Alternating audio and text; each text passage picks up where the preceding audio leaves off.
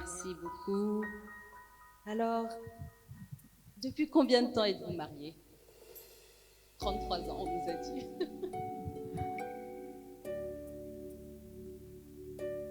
Bonsoir à tous.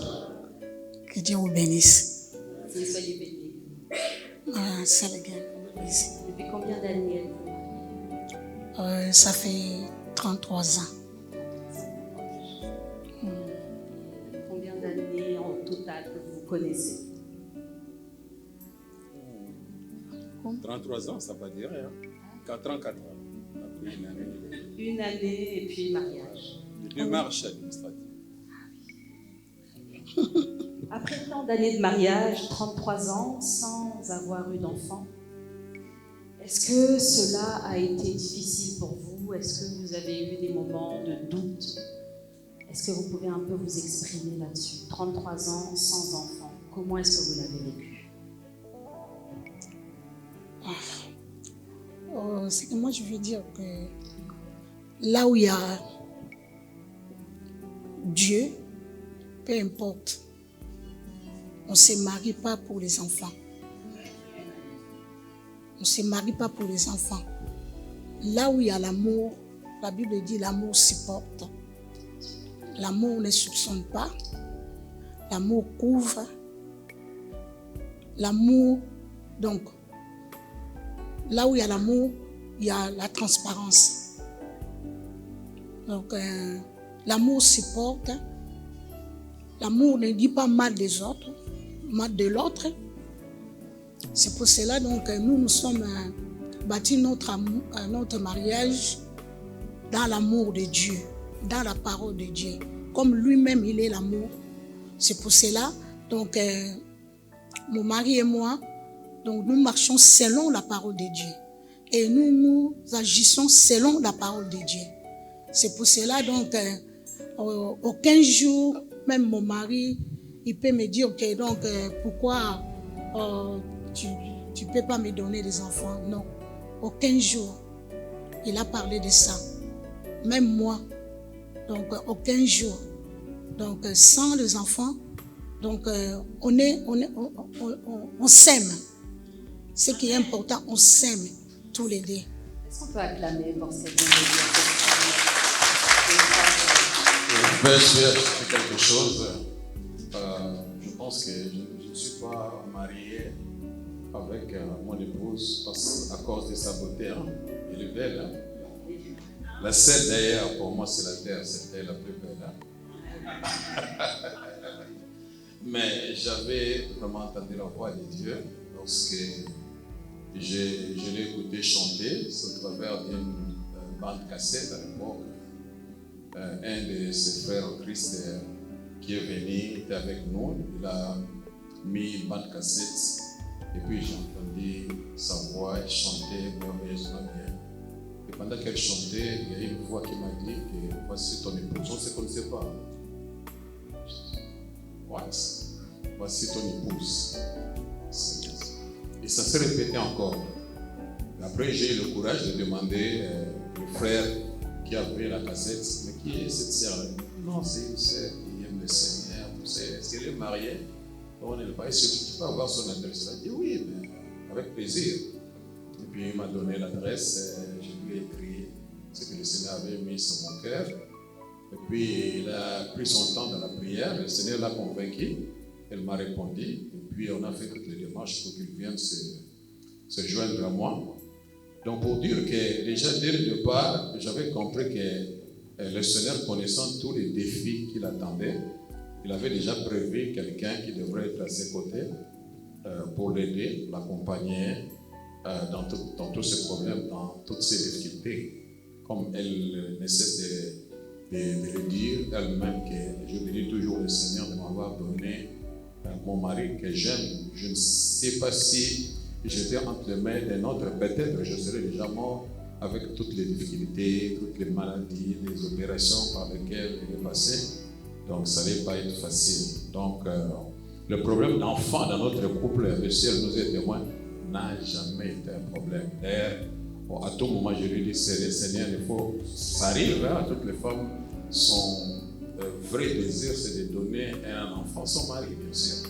Mais je lui dis, chérie, que cela ne puisse jamais te préoccuper. Ça n'a jamais été un problème, ça n'a jamais. Parce que Dieu nous connaît par nos noms, il sait ce qu'il fait avec nous. S'il a voulu que notre couple soit comme ça, il nous a donné beaucoup d'enfants spirituels. On se contente de ces enfants-là. J'ai une question, couple Mobejo, malgré tout, c'est-à-dire que vous étiez dans l'acceptation de la volonté de Dieu, bien sûr, mais est-ce que vous êtes quand même passé par un processus médical pour essayer d'enfanter? Est-ce que vous avez entrepris des démarches médicales pour avoir des enfants ou pas? Oui, bien sûr. Oui, on bien avait sûr. fait toutes les démarches, on a vu les médecins, tout, tant de propositions. Mais nous, on a préféré vraiment placer notre foi au Seigneur et puis s'attendre à lui. Mais il était aussi tombé enceinte, hein. Elle avait connu quelques problèmes. C'est à partir de ces problèmes-là, ces infections-là, qui a tout bousillé à l'intérieur. Mais par la grâce de Dieu, pendant qu'on m'a opéré la 6e fois, ils ont enlevé les trompes, tous les trompes. Donc les médecins, ils ont dit que donc, je ne peux pas avoir des enfants. Donc pour eux, ils ont dit que donc, moi je ne peux pas avoir des enfants. Parce que je n'avais pas des trompes. Quoi. Donc des ovaires. Donc, et j'ai atteint de ménopause pendant 5 ans de ménopause. Mais notre Dieu, il est le souverain. Là où les gens disent que c'est fini, c'est là où lui commence. Comme Job dit que j'ai entendu parler de lui, mais aujourd'hui mon œil a vie. Donc nous, on a vécu la main de Dieu. On a vécu la puissance de Dieu. Donc pendant 5 ans donc, de ménopause, donc sans trompe, je suis tombée enceinte. Oui, je suis tombée enceinte. Donc j'ai apporté le bébé pendant 9 mois. Donc pendant 9 mois, le médecin n'arrivait pas. Donc ce n'est que Dieu qui peut le faire. C'est des choses si naturelles. Donc on a vécu la main de Dieu et j'ai accouché un enfant, un garçon, il était mort. Donc on a commencé à poser des questions à Dieu. Et Dieu nous a dit que donc, si l'enfant il était vivant, donc on pouvait oublier Dieu. Parce que c'est un enfant qu'on attendait.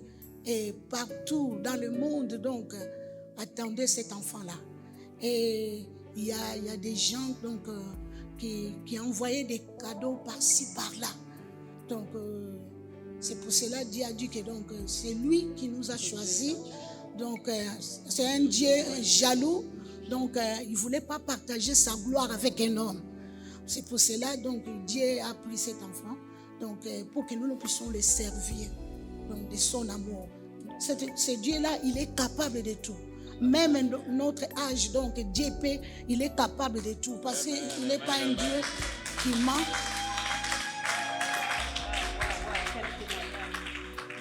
Il est le Dieu qui faillit à jamais. Oh oui. Il est un Dieu qui ment à jamais. Il est un Dieu qui faillit à jamais. Et nous croyons à ce Dieu-là.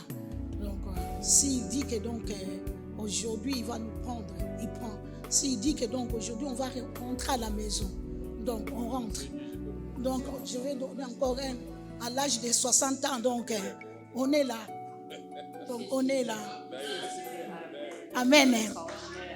C'est pour cela. Nous prions, frères et sœurs. Est-ce qu'on peut acclamer pour notre Seigneur? C'est pour cela que nous servons un Dieu, le Dieu de miracles.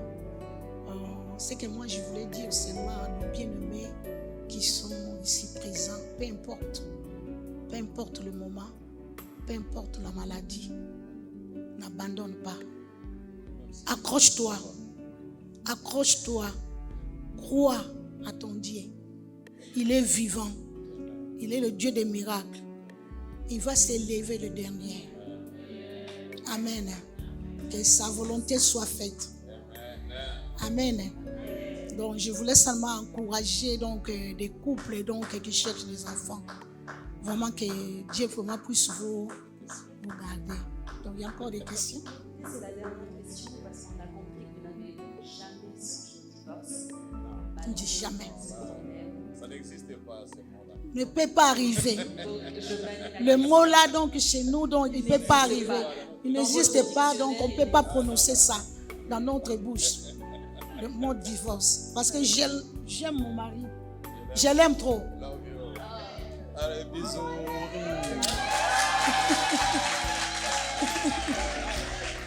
Ouais, je l'aime beaucoup. Vous avez vu la tendresse après 33 ans. My baby. My baby, my child. J'ai voulu seulement ajouter quelque chose. Mais bien aimés, donc on est là, nous sommes tous des fils et des filles de Dieu. Donc vous voyez donc Dieu vous a donné des hommes et des femmes de Dieu.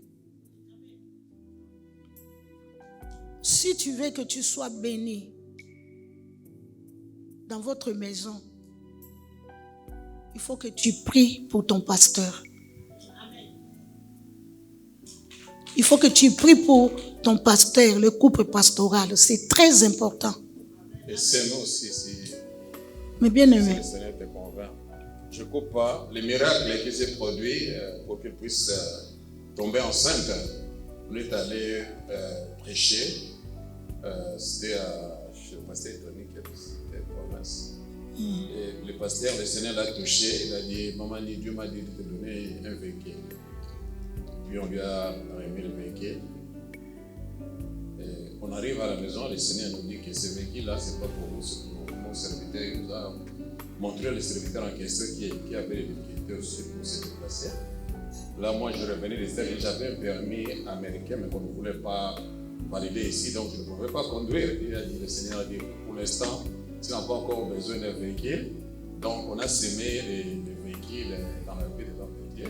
Et l'homme de Dieu a prié, c'est par là qu'après nous avions vu ces miracles, pour juste ajouter dans ce qu'il concerne. Oui. Si Dieu te donne quelque chose, Dieu te touche pour faire quelque chose pour l'homme de Dieu, pour ton pasteur. Mais bien aimé, pour ton église, fais-le de tout ton cœur. Mais bien aimé, oui, c'est la clé de la bénédiction. Donc fais-le de tout ton cœur. Et Dieu te bénira. Comme la Bible dit, que la parole de Dieu nous dit que ce que l'homme a semé, il la moissonnera. Au bon moment, au temps marqué, sache-le que les miracles, Dieu va, mes bien-aimés, pour accomplir des miracles. Dieu va te bénir. Peu importe le temps, peu importe le moment. Soyez bénis. Dernière question. Quel conseil pouvez-vous donner à un couple qui n'a pas d'enfant? De s'aimer davantage. S'aimer davantage. Comme ça, Quel conseil? De s'aimer davantage. Donc, vraiment, si vous êtes des hommes et des femmes de Dieu, vous êtes des pasteurs, même, oui, mais donc vraiment de s'aimer davantage. Donc, nous, on a vécu la main de Dieu parce que, moi je dis que donc, parce qu'on a ouvert notre maison, donc on a reçu beaucoup des enfants de Dieu dans notre maison. Donc, on a fait une année, donc on ne dormait pas ensemble avec mon mari. Si on a besoin, mes bien-aimés, de faire amour, comme on est là, donc dans convention de couple, donc on allait donc payer l'hôtel pour satisfaire notre besoin. Parce qu'il y avait tant de gens, plus de 20 personnes qui étaient chez nous. Donc dans notre chambre, nous-mêmes, on ne pouvait même pas dormir dans notre chambre.